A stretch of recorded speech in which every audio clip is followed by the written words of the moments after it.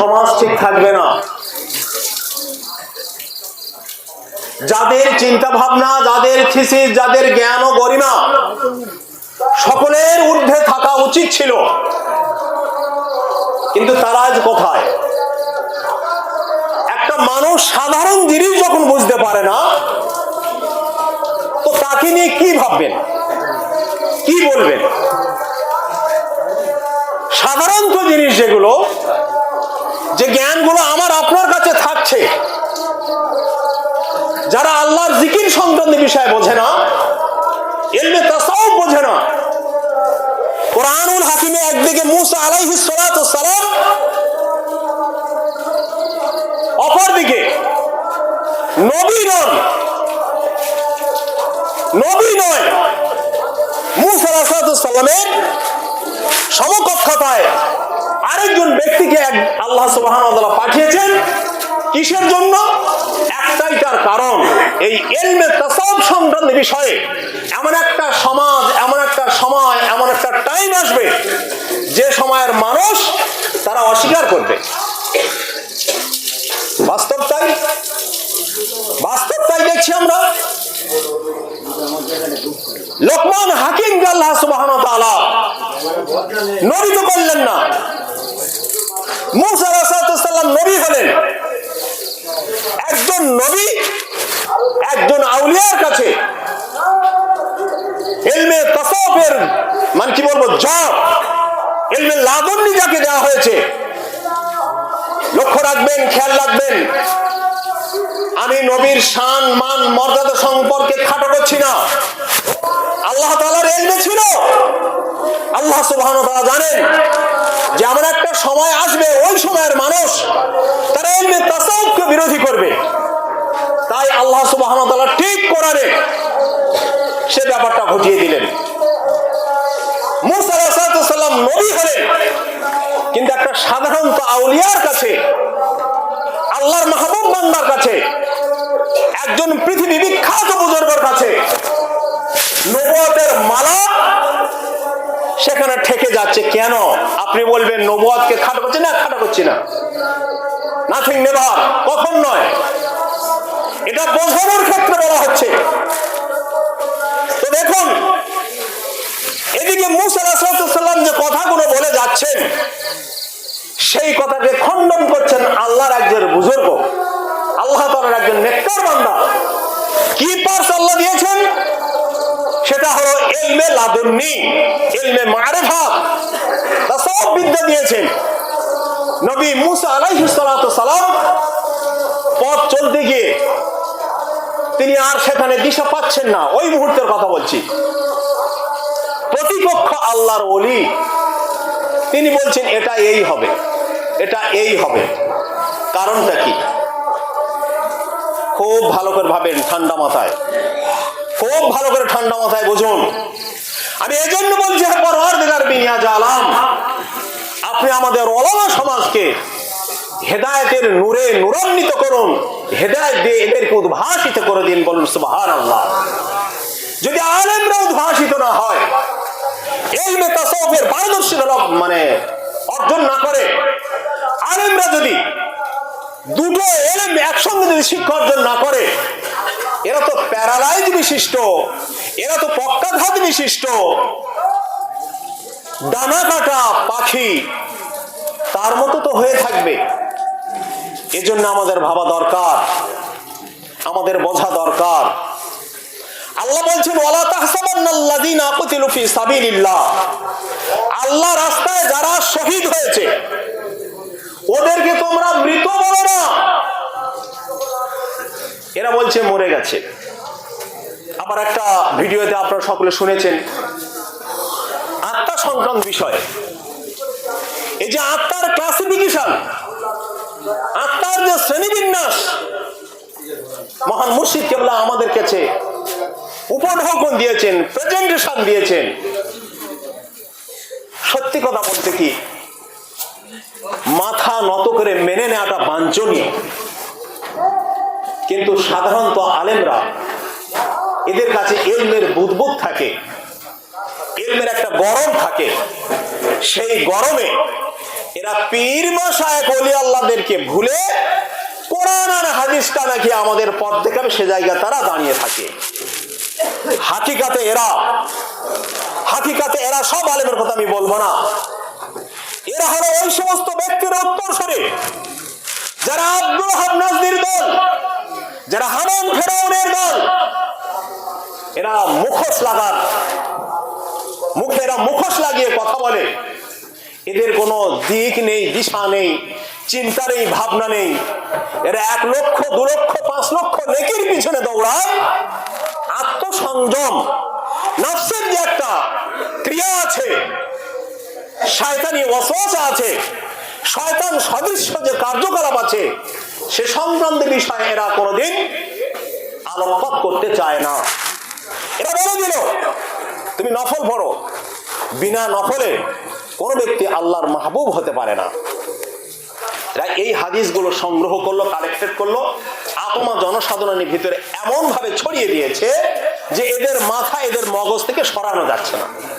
এরা পীর অন্বেষণ করতে গিয়ে বলছে যে মুফাসসির হতে হবে, কোরআনের জ্ঞান রাখতে হবে, তাফসীরে জালালাইন পড়তে হবে, বা সিয়াসতে হাদিসের জ্ঞান রাখতে হবে।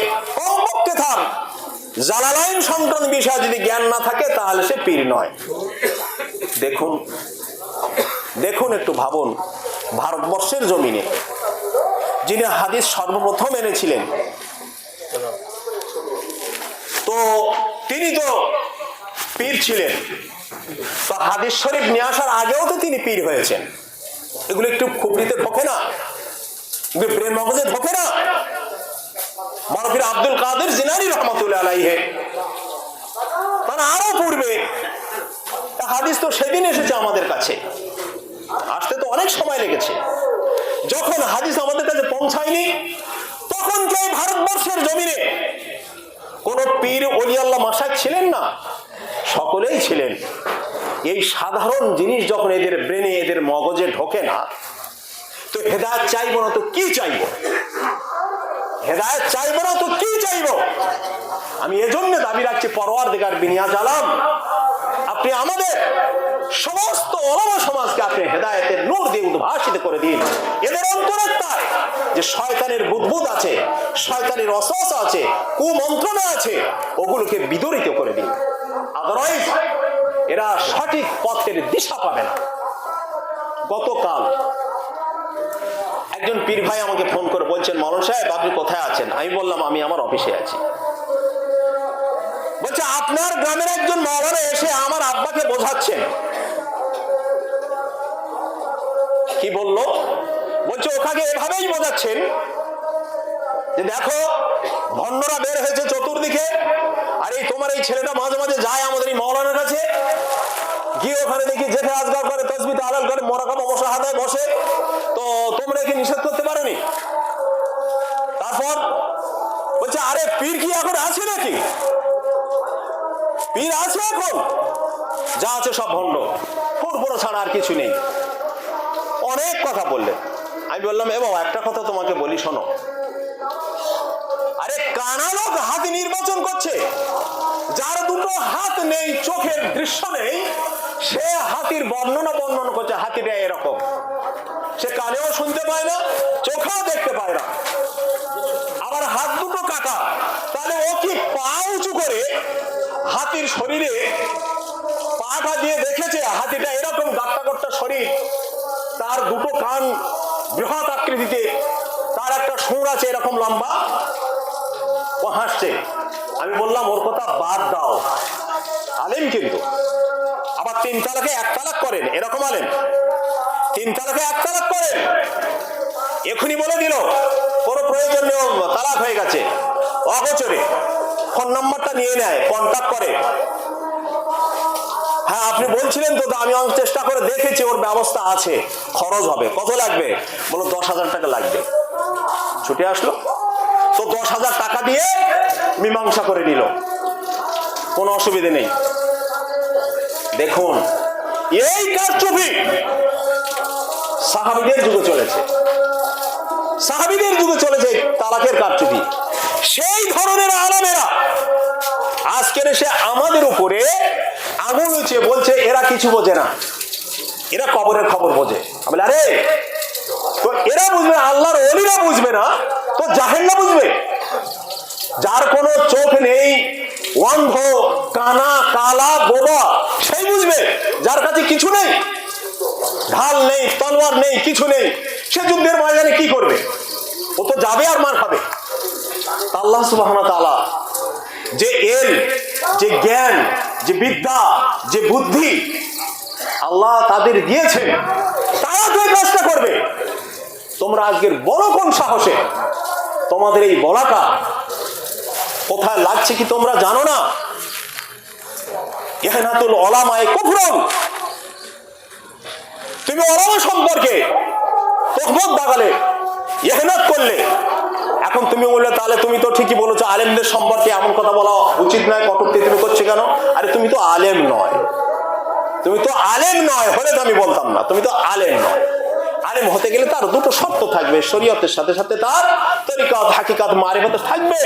তোমার তো তাও নেই। আজকে আমি অনুরোধ রেখে আপনাদেরকে বলবো, বাজে কথায় কোনো জায়গায় কান দেবেন না, সতর্ক থাকুন। মুর্শিদের দরবারে এসেছি আমরা, এখান থেকে আল্লাহর পরিচয় পেয়েছি, হ্যাঁ কিনা আপনারা হাত তুলে উঁচু করে দেখান। পেয়েছি আমরা আল্লাহর পরিচয়? নামান হাত। আমরা কি বিশ্বনবী দুজাহানের বাদশা মরুর বুলবুল মুহাম্মদ রাসূলুল্লাহ সাল্লাল্লাহু আলাইহি ওয়াসাল্লামের দিদার পেয়েছি? অসংখ্য মানুষের কাছে নবী পাকের দিদার আছে। আসুন না বন্ধু, বসে দেখি, আমরা আলোচনা করে দেখি তুমি কি রকম শিক্ষায় শিক্ষিত, তুমি কি রকম আলেম, তুমি সিয়াসতটা পড়েছো, তুমি তো বুখারী কমপ্লিট করে দোয়ার মাজলিস করছো, তো বলো দেখি এ কাজগুলো তোমার আছে কি? তোমার তো নেই। তুমি ওলিয়া আল্লাহর বিরুদ্ধে কোনো কথা বলতে যাও না। কোরআন তো বলেছে, এরা এদের নফসের উপরে এত তাজকিয়া করেছে,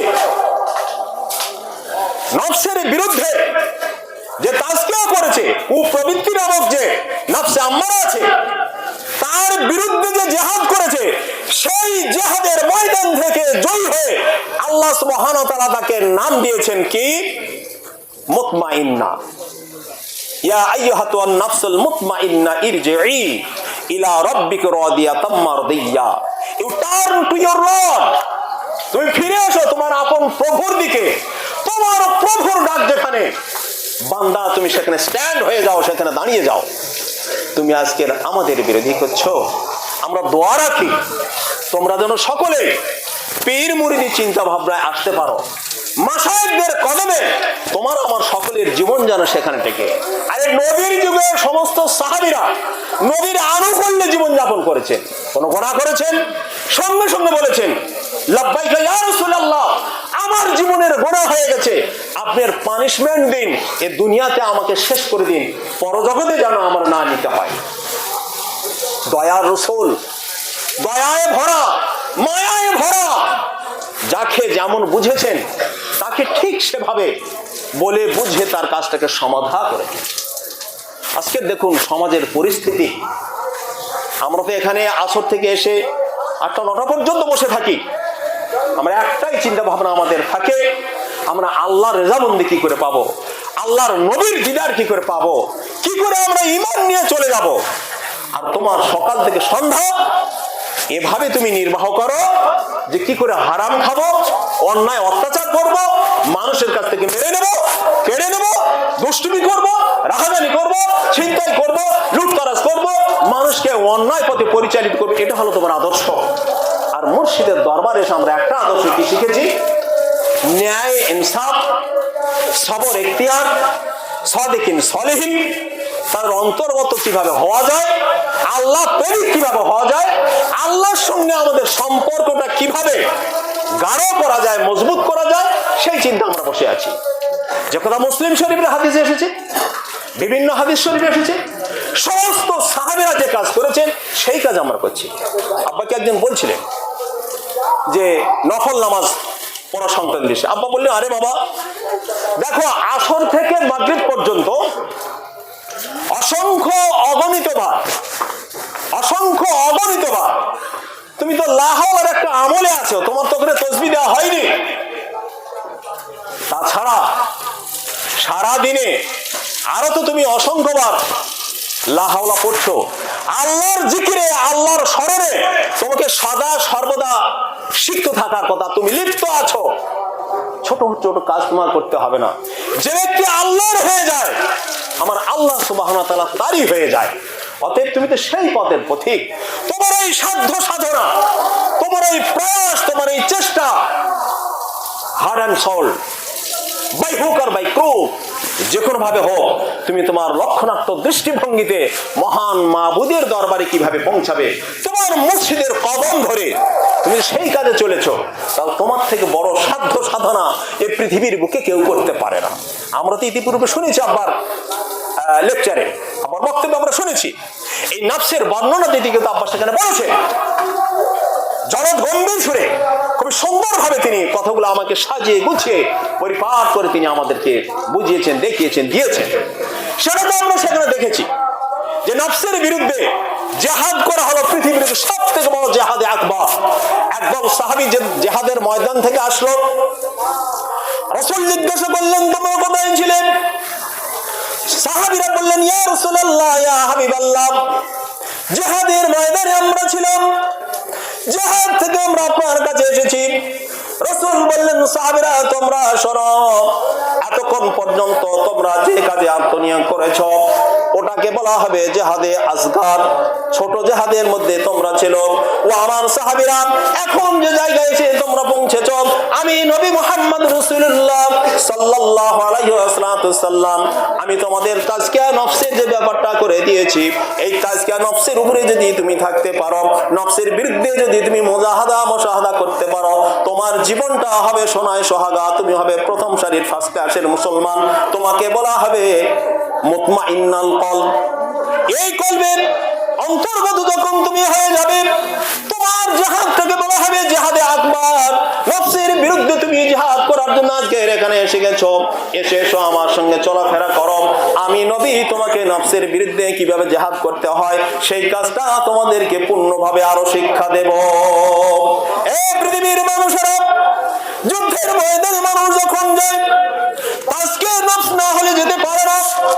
আজকে নফস যখন আপনি করতে যাবেন, শয়তান আযাজিল মারদুদ, বিতাড়িত শয়তান আপনার আমাকে বাধা দেবে, ধোঁকা দেবে, পথের মধ্যে বলবে ওরে পথিক, ওরে মানুষ তুমি কোথায় যাচ্ছ?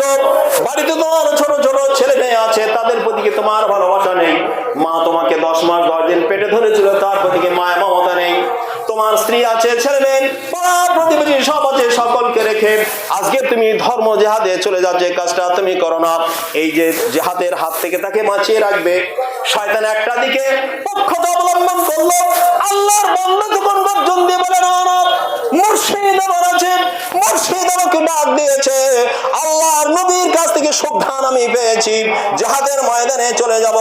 একটা জীবন আমার নয়, দুটো নয়, বারবার আমাকে যদি জীবিত করা হয়, আর বারবার যদি আমাকে জিহাদের ময়দানে যাওয়ার কথা বলা হয়, আমি নফসের বিরুদ্ধে জিহাদ মুজাহাদা করে তাজকে নফস তৈরি করেছি। শত শতবার জিহাদের ময়দানে পাঠালেন, আমি আল্লাহর বান্দা জিহাদ করতে কোনোদিন ভুল করব না।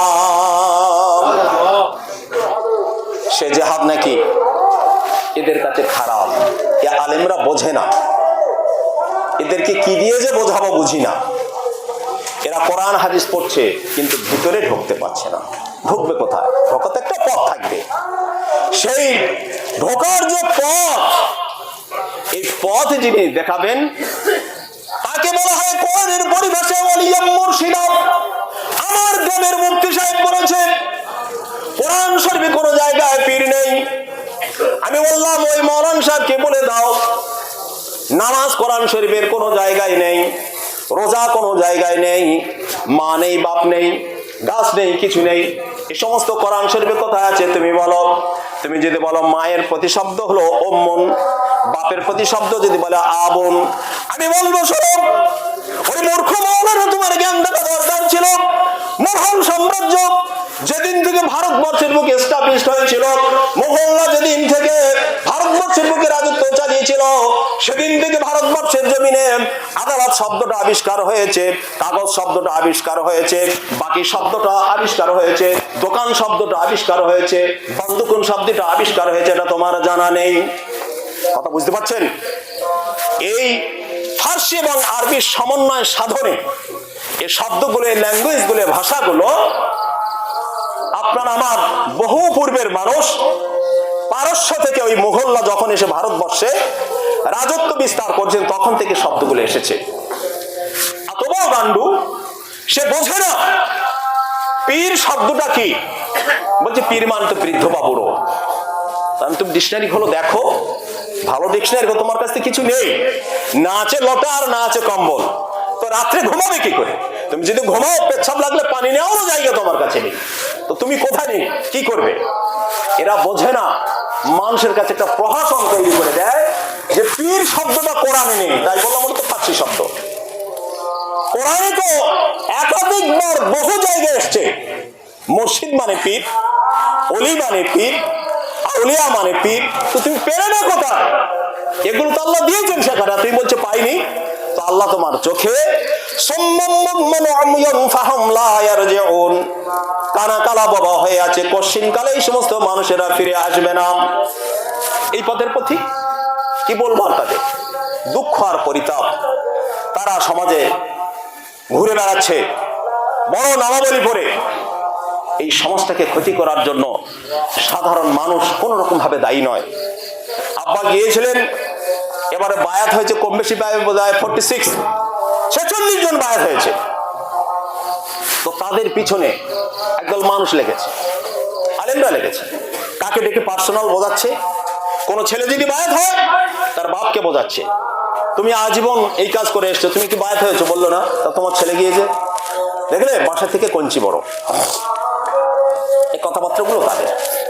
আমি আজকের আপনাদেরকে খুব অনুরোধ রেখে বলবো, আমরা আগুন নিয়ে কেউ খেলা করবো না। পীর মুর্শিদ হলেন আমাদের কাছে পরশ পাথর। আমাদের যার জীবনের যা কিছু অপকর্ম, আমাদের যার জীবনের যা কিছু আছে, আব্বা যদি মনে করেন বুঝতে কিন্তু পারবেন, আল্লাহ বোঝাবেন, অসুবিধার কোনো কারণ নেই। আদব মুর্শিদ সম্পর্কে যে দৃষ্টান্তমূলক চিন্তা ভাবনা আমার আপনার থাকা দরকার ছিল সেটা কিন্তু নেই।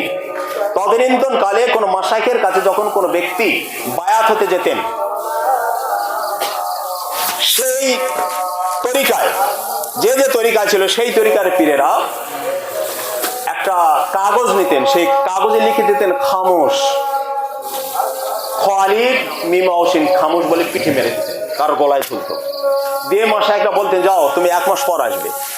এখন এই খামোশটা যেন ওর কাছে একটা মাদুলি, এখন তাকিয়ে দিলে এত বড় এই নিয়ে ঘুরবো, তো ঘুরি, সাহেব বলেছ না কত যে ঘুরি, তো ঘুরতে ঘুরতে ঘুরতে মাসখানেক হয়ে গেল, মুর্শিদের দরবার আসলেন, বলে এসো বাবা ওটা খুলে ফেলো, এসে এবার তোমাকে বায়াত করি। মুর্শিদ আগে টেস্ট করতেন, তারপর বায়াত করাতেন। এখন আমাদেরকে মুর্শিদকে এবার টেস্ট করছে, কারণ বলে হাত তুলে দেখান আসলে বায়াত করেছেন তাড়াতাড়ি, যে যেমনই মুর্শিদ বায়াত করে দিয়েছেন। তাহলে তদানীন্তনকালের বায়াত ছিল অনেক কষ্টকর, আর এখনকার বায়াত হচ্ছে খুব সহজ সরল। এই সহজ সরলকে নিয়ে আমরা যেন কোনো ভনিতা তৈরি না করি। আমি আপনাদের কাছে অনুরোধ রাখবো কোনরূপ কোন দুরাচার, মুর্শিদ যে কাজ করছেন না, যে ডিরেকশন দিচ্ছেন না, সেই ডিরেকশনের বিরুদ্ধে আমরা কোন কাজ করব। মুর্শিদ যেটা বলবেন, যেভাবে চলার কথা সেইভাবে চলবেন। নিজের আমিরাত দেখুন, বায়াত হওয়া মানে এই নয় যে বায়াতের তাসবিহ দান করে সব না, আত্মসংশোধন করা, নিজেকে সংশোধন করা, পিউরিফাই করা। আর যদি নিজে সংশোধন না হতে পারি, সংশোধিত প্রাণ আত্মা কল্প যদি না হয়, তাহলে কিন্তু বায়াত হওয়া বেকার হয়। এজন্য আমি আবার বলছি আপনাদেরকে অনুরোধ রেখে, মুর্শিদ সংক্রান্ত বিষয়ে খুব ট্রাকফুল সচেতন থাকতে হবে। যে কাজ যেভাবে বললেন সেটা করবো, বলেননি করবো না। আমিরত্বকে ক্ষয় করুন, শেষ করুন। আমিরত্ব যদি লোপাট করতে না পারি, আমিরত্ব যদি ধ্বংস না করতে পারি, কিছুই হবে না। এটাই হলো বায়াত হওয়ার আসল জায়গা, অন্য কোনো কারণ নয়। বায়াত হতে গেলে তার নফসকে দমন করতে হবে, আর শেষ ধমক তো আপনার নফসে থাকছে। আজীবন মৃত্যুর সঙ্গে আপনার পাঞ্জা করতে হবে। নফস এমন একটা খতরনাক এবং দুষ্ট প্রবৃত্তি, যেহেতু সে শয়তান, এর বর্ণনা আর কি করবো। শয়তান সাপ হয়ে আপনাকে দংশন করবে, অপরদিকে ওঝা বা গণক বা চিকিৎসক বা ডাক্তার হয়ে আপনাকে ট্রিটমেন্ট করবে। এজন্য শয়তানের হাত থেকে রক্ষা পাওয়া খুবই কষ্টকর। আর এই শয়তানের হাত থেকে রক্ষা পাওয়ার জন্য মুরিদদের জন্য একটা শুভ সংবাদ থাকে যে তার মাশায়েখ আছে। কথা বুঝতে পেরেছেন আপনারা? মুরিদদের জন্য এই কাজটা খুব সহজ যে তার মাশায়েখ আছেন। যে কোনো মুহূর্তে যে কোনো ভাবে তার মাশায়েখ তাকে সচেতন করতে পারবেন। এটা 100%, এটা কোনো ভুল নেই। বহু প্রমাণ আছে, ভরি ভরি প্রমাণ আছে। আমরা দেখেছি হাদিস কোরআনে ওলি আল্লাহদের জীবন কাহিনীতে এই ঘটনাগুলো ব্যাপক থেকে ব্যাপক করা। আজকের আমি যে কথা আপনাদের বলছি সম্বন্ধে 159 নম্বর আয়াত সূরা ইমরানের, আল্লাহ সুবহানাহু ওয়া তাআলা এই শহীদ দান যারা নফসের বিরুদ্ধে শহীদ করেছে, শহীদের দুটো দিক হতে পারে।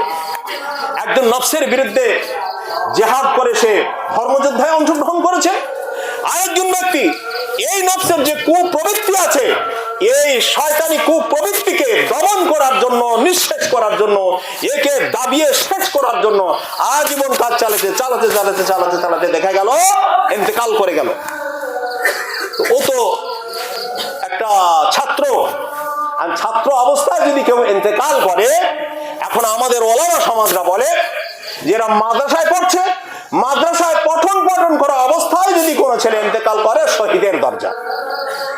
কথা বুঝতে পেরেছেন? কথা বুঝতে পেরেছেন? না, কথা এটা নয়। মাদ্রাসায় পড়তে পড়তে কে বলো তোমার নফসের বিরুদ্ধে যদি কোনো তাজকিয়া না থাকে তো শহীদ বললেই কি শহীদ? এ শহীদ কি কার বাপের ট্যাক্সাল? কি শহীদের এজেন্ট মাদ্রাসা? না, শহীদ হতে গেলে শিখতে হয়, মুজাহাদা করতে হয়। শহীদ যেখানে ট্রেনিং দেওয়া হয়, সেই ট্রেনিং এর আসল কমান্ডার হলেন তো মুর্শিদ। তাহলে মুর্শিদ কেবলা থাকবেন ধর্মযোদ্ধা যখন হবে, মুর্শিদ কেবলা হুইপ দিলেন, দেওয়ার সাথে দেখা যাবে আমাদের স্ত্রী পুত্র পরিজন সব উজাড় করে দিয়ে আমরা মুর্শিদের কদমে আসলাম। আবার এই মুর্শিদ আমাদেরকে শয়তানের হাত থেকে তাকিল করার জন্য, বাঁচানোর জন্য তিনি আমাদের বললেন বাবা এইভাবে চলো, এই সূরাতে শয়তান আসবে, এই হবে, অমুক হবে, তো সব বলে দেন। আমরা আবার সেদিকে চলি। যতক্ষণ পর্যন্ত একটা মানুষের তাজকিয়ায় নফস না হবে ততক্ষণ পর্যন্ত তাকে শহীদ বলা যাবে না। আমরা তো হাটে বাজারি চিন্তা ভাবনায় বলে দিই সকলেই হয়ে গেল শহীদ, ও মাদ্রাসায় পড়তে পড়তে মারা গেছে, বাবাও শহীদ, আর কোনো অসুবিধা নেই। তাহলে ওই আছে সব ছেলে মেয়েদের মাদ্রাসায় দিই আর আমরাও চলি। ঠিক এই পদ্ধতিতে জামাতে তাবলীগের একটা কাজ চলছে, নিজামিয়াত চলছে সারা পৃথিবীতে। এরাও অনুরূপ ভাবে কাজ করেছে, করেও চলছে। এখন যে দিনের রাস্তা বের হও, আরে দিন তো তোমার ভিতরে নেই মুশকিল, তুমি তো দিন আনো রে। আরে দিন আনতে গেলে তোমার তো মার কাছে যেতে হয় না। দিন আনতে গেলে ওলি আল্লাহদের নিসবত মাধ্যমে দিন আসবে, ওলি আল্লাহদের সান্নিধ্যে দিন আসবে, ওলি আল্লাহদের হাত দিয়ে আল্লাহ সুবহানাহু ওয়া তাআলা আপনার অন্তরাত্মায় দিন ফোটাবে। আর আপনি বলছেন 3 দিন গেলে, ও বলছে অমুক যায় পীর সাহেবের দরবারে পড়ে থাকলে। আরে যে পীরের দরবার পড়েছে দেখো তার আত্মসংশোধন করার মতো পরিস্থিতি আছে কি, সে তোমাকে করাতে পারবে কি দেখো। যেখানে সেখানে পীর বললে তো পীর সাথে যায় না, হয় না। আজকে দেখুন আমাদের ইউটিউবে বহু জায়গা থেকে আসছে শ্রদ্ধেয় ভাজন মাওলানা কাইয়ুম সাহেব, নাম করে বলি, আমি খুব ভাগ্যবান হয়ে গেছি। ওনার লাইফটা যখন দেখলাম, সাইম সিদ্দিকী পীর বলে দিন, পীর হয়ে গেল, মাথায় টুপি পরিয়ে দিলেন, পাগড়ি পরিয়ে দিলেন। আরে পীর হতে গেলে পাগড়ি পরাতে হয় বোকা। যিনি করাচ্ছেন আর যিনি হচ্ছেন দুজনকে এই চিন্তাটুকু করলো না যে উনি বললেন আমি পীর হয়ে গেলাম। চ্যালেঞ্জের মোকাবেলায়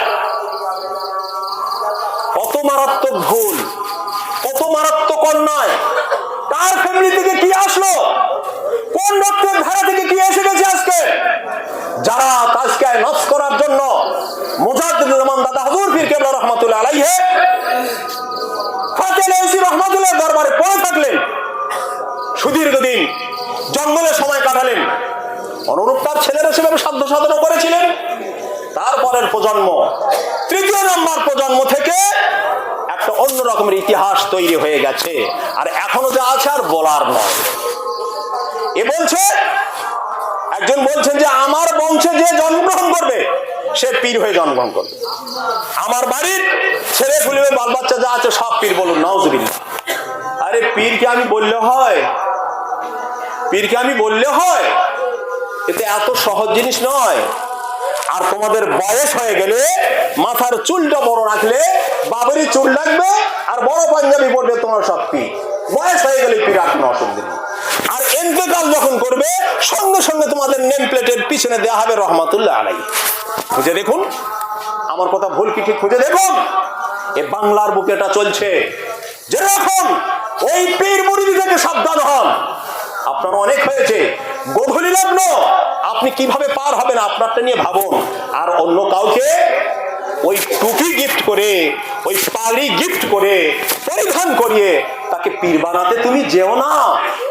তোমার তো পীরত্ব নেই, তুমি তো মাশায়েখ নয়, তোমার কাছে সেই অলিত্ব নেই, তোমার কাছে তাজকিয়ার নফস নেই। তুমি একটা মানুষকে বায়াত করিয়ে তার কলবে তুমি আল্লাহ বলাতে পারবে না। যখন একথা আমরা বলি, ছি ছি ছি কি কারবার, আরে এদের সব ইমান গেছে, একটা পীর নাকি কলবে আল্লাহ বলায়, তাহলে আল্লাহর কি কাজ? হ্যাঁ, পীর কলবে আল্লাহ বলাবে? আল্লাহর কাজ বান্দা দিচ্ছে? আরে বোকা, তুমি তো বোঝো না, যিনি মাশায়েখ হবেন, মুর্শিদ হবেন, আল্লাহ সে পাওয়ার, সে সুপ্রিম পাওয়ার তাকে দান করছেন। সেই পাওয়ারের মাধ্যম দিয়ে, সেই ইত্তেহাদি ফাইজের মাধ্যমে একজন কি বলবো জঘন্য নগণ্য পাপিষ্ঠ ব্যক্তির অন্তরাত্মায় কলবে হাত দিয়ে মহান মুর্শিদ কেবলা সমস্ত ময়লাগুলোকে পরিষ্কার পরিচ্ছন্ন পরিকমল করে দিয়ে তার অন্তরাত্মায় আল্লাহ আল্লাহ জিকির শুরু করিয়ে দেন। বলুন সুবহানাল্লাহ। আমরা তো সেই তরিকার মানুষ। তুমি আঙুল উঁচিয়ে কার বিরুদ্ধে কথা বলছো? তুমি কোথায় বক্তব্য দিচ্ছ? তুমি পীর সাজাচ্ছ? চলবে না, এ কাজ বেশি দিন চলবে না, শেষ হয়ে এসেছে, ভাটা পড়ে গেছে। গধূলি লগ্ন কিভাবে তুমি পার হবে তুমি সেটাই দেখো, এটা নিয়ে তুমি সন্তুষ্ট থাকো। তোমার তো পীর নেই, আমি নাম করবো না আর বেশি। যাই হোক, আমি আপনাদের কাছে প্রাণ ভরা ভালোবাসা নিয়ে অনুরোধ রাখছি, মুর্শিদের কদম টু কদম চলাফেরা, চালচলন, হাবভাব আল্লাহ যেন আমাদের সকলকে নসিব করেন। বলুন আল্লাহুম্মা আমিন।